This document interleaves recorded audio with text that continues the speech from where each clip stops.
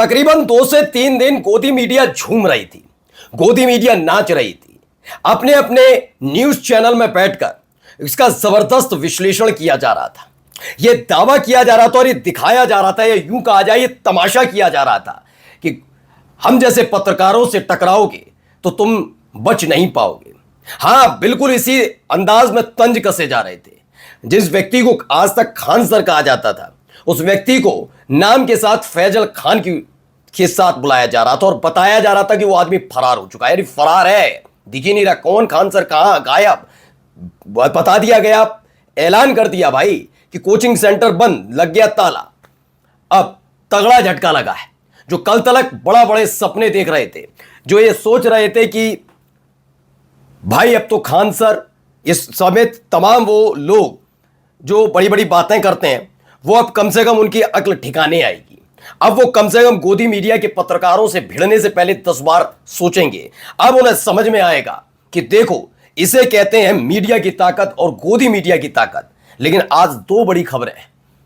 एक तरफ जिसमें खान सर पर अंजना ओम कश्यप ने 2 करोड़ रुपए, खान सर नहीं, उनके अलावा भी और हैं, उन पर 2 करोड़ रुपए का हर्जाना मानहानि के बाद दावा किया था। वहां क्या हुआ, और गिरफ्तारी वाले मामले पर जिसमें कहा गया कि फायरिंग हुई, ये तमाम चीजें उस पर खुश हो रहे थे, उस वाले मामले पर क्या है, दोनों पर दिखाने जा रहा हूं।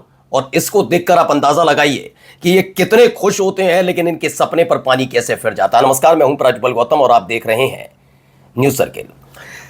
देखिए, खान सर वाले मामले में आपको पता ही है कि एक विवाद चल रहा था। पहले जो टिप्पणी की वो अंजना ओम कश्यप ने की। मैं आज भी कहता हूं कि अंजना ओम कश्यप नहीं, हर एक को अपनी बात रखने का हक है। एक पत्रकार के नाते आप बातें रख सकते हैं। अगर आपको लगता है कि कई ऑनलाइन टीचर्स, ऑनलाइन जो पढ़ाते हैं वो टीचर्स गलत करते हैं, तो उनका मुद्दा रखा जा सकता है। लेकिन शब्दावली का इस्तेमाल, वो भी नेशनल चैनल पर बैठकर, आप शब्दावली का इस्तेमाल अच्छे से करो। खासकर अगर महिला एंकर हैं तो, और वो ज्ञान ना होना, कौड़ी वाली बातें करना, ये शब्दावली का इस्तेमाल इस देश के टीचर्स के लिए किया था। मैं तो ये कहता हूं टीचर्स के लिए तो किया ही किया। जो किसान अन्न उगाता है उसको, उनको तक को नहीं बख्शा था इन लोगों ने। ये वही गोदी मीडिया के पत्रकार है ना, शर्म नहीं आई थी। और इनसे कह दो कि आप चाटुकार हैं, आप गोदी मीडिया हैं, तो बहुत बुरी तरह से बरस पड़ते हैं। याद है ना, अखिलेश यादव ने कह दिया था 1-2 बार ईमानदार, तो ये बौखला गई थी। वही वाली अंजना ओम कश्यप भी बौखला गई थी कि कैसे कह दिया, आप क्या कहना चाहते हैं, बार बार क्यों कह रहे हैं, ये वाली सारी बातें थी ना। अब इस पर ही बात हो रही है। मसला यह है कि फिलहाल जो हाईकोर्ट गए थे, पटना हाईकोर्ट में जाकर पक्ष रखा गया था और गिरफ्तारी का था कि गिरफ्तारी होगी खान सर की। लेकिन अब यह कह दिया गया है कि खान सर की गिरफ्तारी पर रोक लगा दी गई। ये पहले क्या कह रहे हैं, जरा इनको सुनिए। जज के द्वारा दे दिया गया है और डायरी और एंटीसीडेंट की मांग की। अगला डेट कब का रखा गया है? अभी डेट फिक्स नहीं हुआ है, बाद में पता लगेगा। मिल गई अरेस्टिंग, इसका मतलब होता है arresting stay. The police can not arrest the person. आप लोग पुलिस के बाहर भी एकदम आएंगे ही आएंगे। बेल ही पर बहस हुआ, इसलिए इंटरिम मिला है उनको। Interim protection, bail anticipatory bail में ही इंटरिम प्रोटेक्शन मिला है। अरेस्टिंग स्टे हो गई है। अब वो जहाँ चाहे फ्री है, घूम सकते हैं, आ सकते हैं। हाँ, उनके लिए डायरी कॉल की गई है, एंटीसीडेंट कॉल किया गया है बाय द लार्जेस्ट माइस्ट्रेट। तो 10 तारीख को जो कस्टडी में है गार्ड्स लोग, हाँ 10 तारीख को है। मन होगा तो आ सकते हैं, नहीं तो कोई जरूरत नहीं। तो अब इसमें यानी खान सर के वकील ने जानकारी दी, खान सर को इंटरिम प्रोटेक्शन मिल गया है। कोर्ट ने केस डायरी और एंटीसीडेंट की मांग की है। खान सर जब चाहे आए आज और जा सकते हैं। खान सर की गिरफ्तारी पर कोर्ट ने रोक लगाई। अब खान सर कहीं भी जा सकते हैं, उनकी गिरफ्तारी नहीं हो सकेगी। ये फिलहाल आदेश कोर्ट की तरफ से आया है और यह आदेश इस लिहाज से और ज़्यादा ज़रूरी है, जहां एक तरफ ये पूरे इंसिडेंट वाले मामले पर गोदी मीडिया बार बार ये बता रही थी जैसे वो आदमी एक टीचर नहीं है, बल्कि वो आदमी तो बहुत बड़ा गुंडा, बहुत बड़ा देश के लिए, समाज के लिए घातक है। इस तरीके से प्रेजेंट किया जा रहा था अपने अपने न्यूज़ चैनल पर। लेकिन फिलहाल इन सब चीज़ों पर रोक लगी। अब क्या कहेंगे क्या नहीं, है ना। देखिए क्या क्या कहानी चलाई जा रही थी। बता रहे थे कि ऐसा है कि ताला लग गया है खान सर के कोचिंग सेंटर पर। लेकिन क्या इस सुनवाई के दौरान हो रहा था, देखिए पहले। न्यूज पे चल रहा, हम अंडरग्राउंड हो गए। हम तो मुसल्लापुर में हैं। हम देखो कुछ लोग हैं इसी बहाने, लेकिन एक चीज पिता पिता होते हैं। पिताजी ने बोला कि बेटा, जिस तरह से लोग तुम्हारे खिलाफ साजिश रच रहे हैं, यदि तुम जीवन में कुछ गलती किए रहते तो ये लोग आज टांग देते। तुम्हारा इसी बहाने ऑडिट भी हो गया, तुमने कोई गलत काम नहीं किया है, नहीं तो आज तो तुमको ये लोग किसी काम का नहीं छोड़ते।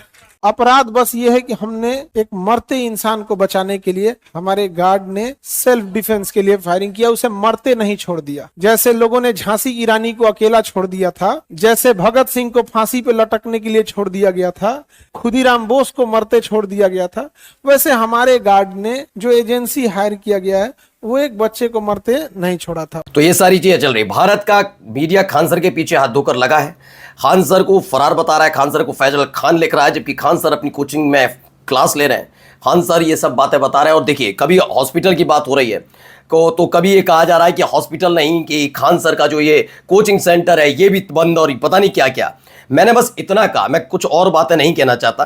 खान सर वाले मामले में मेरा एक स्पष्ट वो है कि खान सर ही नहीं, किसी भी व्यक्ति के लिए अगर आप देखेंगे कि एक इंसिडेंट होने के फौरन बाद ये कैसे याद आ सकता है, कैसे ये याद आएगा कि फलाना व्यक्ति गलत है और फलाना व्यक्ति ठीक है।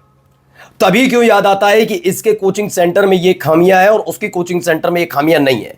हम तभी आकर ये सब बातें क्यों करते हैं? हम इससे पहले कभी ये सारी बातें क्यों नहीं उठाते? क्यों देश की सरकार नहीं जागती? क्यों ये नहीं कहती कि हाँ ये गलत हुआ? अचानक से जब कोई इंसिडेंट होता है उसके बाद ये सारी चीजें क्यों याद आती हैं कि उस हॉस्पिटल में खामियां है? अच्छा, इस देश का मीडिया कह रहा था खान सर पर पैसा कहां से आया, हॉस्पिटल कैसे खोल दिया, लेकिन किसी ने जाकर वो धीरेन्द्र शास्त्री से नहीं पूछा इतना व्यापक, इतना बड़ा कैसे खोल दिया आपने? आप तो एक संत महात्मा टाइप के आदमी है ना, तो आपने कैसे खोल दिया? उस पर अभी तक कोई सवाल नहीं किया गया है। सवाल सिर्फ खान सर से हो रहा था कि आपने ये सब कैसे कर दिया, है ना। अब देखिए, इसमें पूरी रिपोर्ट भी है।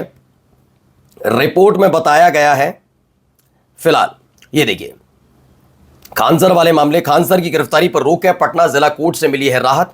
पटना में चर्चित कोचिंग विवाद और फायरिंग मामले में आरोपी बनाए गए फैजल खान की अग्रिम जमानत याचिका पर मंगलवार को जिला एवं सत्र न्यायालय के आदेश अदालत सुनवाई हुई। सुनवाई के दौरान कोर्ट ने उन्हें बड़ी राहत दी और दंडात्मक कार्रवाई पर रोक लगा दी है। यह क्लियर कट कर दिया गया है कि गिरफ्तारी नहीं होगी, ये कहा जा रहा है।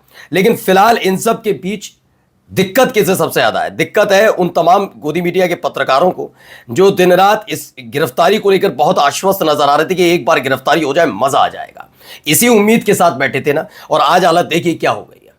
यही नहीं, अंजना ओम कश्यप वाले मामले में जिसमें उन्होंने 2 करोड़ का हर्जाना मांगा था, इन तमाम ऑनलाइन टीचर्स जिन्होंने अंजना ओम कश्यप के बारे में बोला, उनकी पत्रकारिता के बारे में बोला, उस मामले में भी अब सुनवाई अगले उसमें होगी। यानी कि यहां तो राहत मिली खान सर को, लेकिन दूसरे वाले मामले में भी अंजना ओम कश्यप जिस उम्मीद के साथ वहां गई थी वो उम्मीद भी कामयाब होती हुई नजर नहीं आई है। ये क्लियर कट है, ये मेरी तरफ से नहीं बता रहा, मैं ऐसे नहीं बता रहा हूं, ये क्लियर कट कह दिया गया है कि इस पर कोई गिरफ्तारी वाला मामला तो खत्म ही कर दिया।